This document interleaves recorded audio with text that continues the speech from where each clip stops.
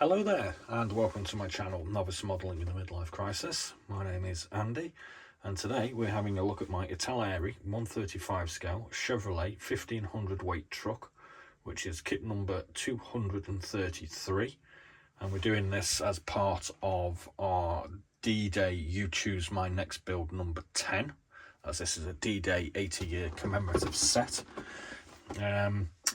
The other kits that we're offering up for you to select by dropping a comment in the comments bar are the DUKW, the Dodge WC5657 and the M8 Greyhound, and they're all from the same AIRFIX range.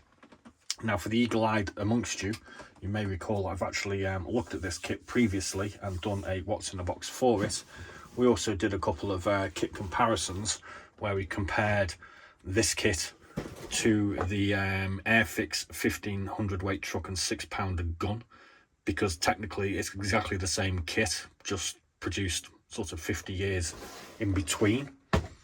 We also compared it to a modern version as well, which is this rather nice IBG C15A truck, which comes with number 12 and number 13 cab versions with multiple other options in it as well. So that's a pretty nice kit, but it is more complicated and similar in price.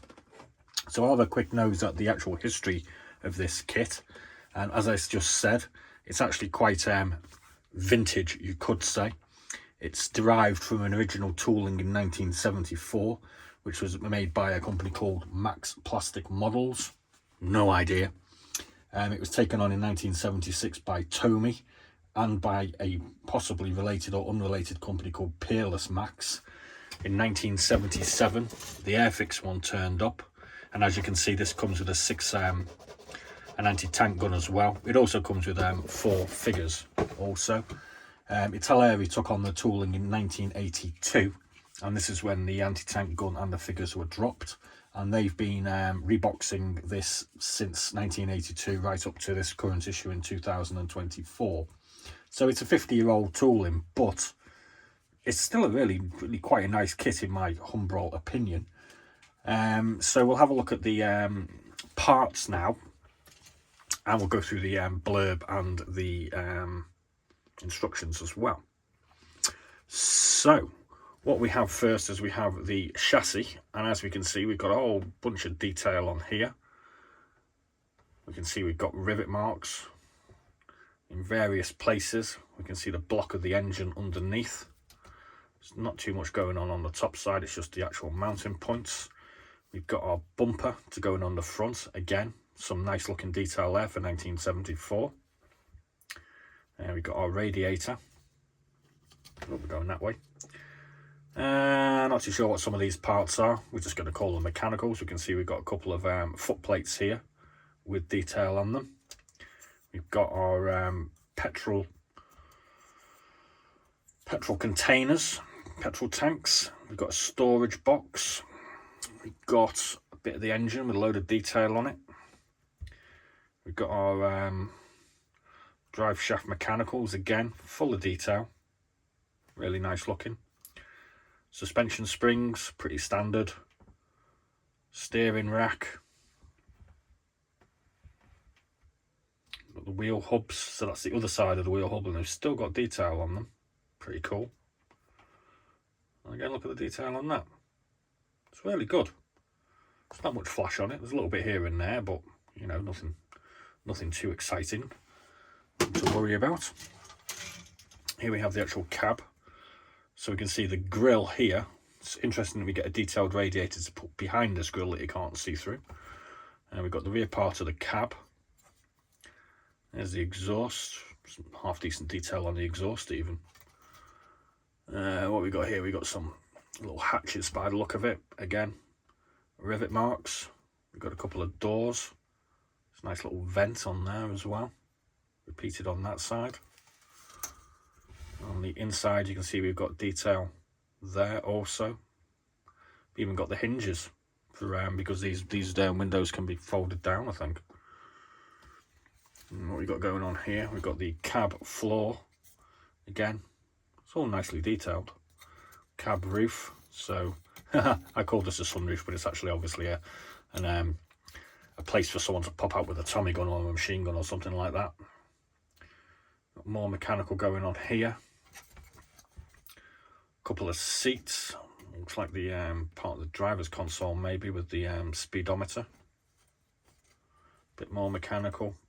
Big chunky steering wheel. Looks pretty good, doesn't it? 50 years old. I'm nearly 50. I'm pretty sure I don't look this good. So we've got the wood panels for the storage compartment at the rear. Again, we've got wood grain on here, which some people like, some people don't. It's possibly a bit chunky, but I think it's kind of nice. That's repeated on the other parts of the storage compartment. Still see it on the floor as well. Got rivets here on these wheel wells. A few more rods and mechanical bits. That's the outside rear flap. Got some buttons there where it's been done up. You have the option to do this without the canvas tarp, so you've got the framework. A couple of seats. These seats go over the wheel wells. Again, they've got sort of detail on them, which is a nice touch. So it's a really jolly nice little kit based on something that's rather old. Wheels, you just about see there, Dunlop track grip with the size. I mean, that's really good for 1970s. I mean, modern kits you don't get that on sometimes. Obviously the wheels are two-piece and there's a spare there as well. So you need to stick them together. This is the canvas cover. Again, look at that, you've got stitching. There's a little flap there. That's obviously where the rear portion goes. And we have our windscreen and side windows. Those windscreen wipers might be a bit difficult to paint up. And we get three distinctly different decal options. We got the Australian Army, the British Army and the Canadian Army. Now these vehicles were actually built in Canada, and I was reading Wiki the other day, and it turns out that the Canadians made more trucks during the Second World War than the Germans did. Pretty cool. Go Canada. So let's have a look at the blurb. Through the 1930s, a series of production agreements were established for the manufacture by the Canadian subsidiaries of major American automobile manufacturers of a line of trucks designed to meet the transport needs of the British troops and the principal countries of the Commonwealth. Production was significantly increased during World War II, and the Canadian military pattern CMP trucks accompanied Commonwealth troops on major European fronts, from the North African campaign to the invasion of Sicily to the Normandy landings, which is why we're doing this one. They also featured prominently in Southeast Asia, apparently, and they were also licensed boat in Australia, I understand.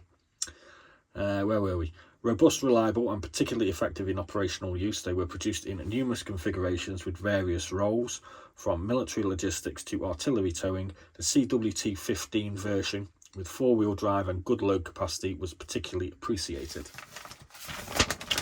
So let's have a look at the instructions. This is no mini art, so it's not going to be too complicated. So we get our sprue diagrams there. Section 1, which is the chassis with the suspension, bits of the engine and transmission going in.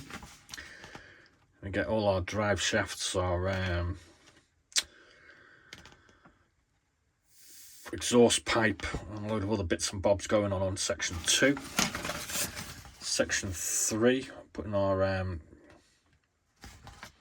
petrol tanks on. We've got the radiator going in. I'm going to put the wheels on. We've got those little steps to put on. Section 4, moving on to the cab interior, seats, bunch of levers. Then we're going to put the cab floor onto the chassis. So halfway there. Section 5 is building up the cab. So we've got the front section and then the rear section. Putting a few mud guards on. Don't remember seeing the mud guards. We're going to put the roof on, and then we're going to put our doors on, our bumper in section 6. Section 7, we move on to the rear container. That'll be a transport area. Putting the sidewalls on and those little seat pads that go over the rear wheels. And here we have section 9, which we can see we've got our option of our framing, or we can just put the canvas tarp on. Kind of guessing you put the tarp on over the framing. That would make sense, wouldn't it? Yeah. Section 10, putting the loading compartments onto the rear chassis, sticking a spare wheel in, a few other bits. And here we have our painted diagrams. So Chevrolet 1500 weight Canadian Royal Army, 1st Infantry Division Headquarters, Normandy, July 1944.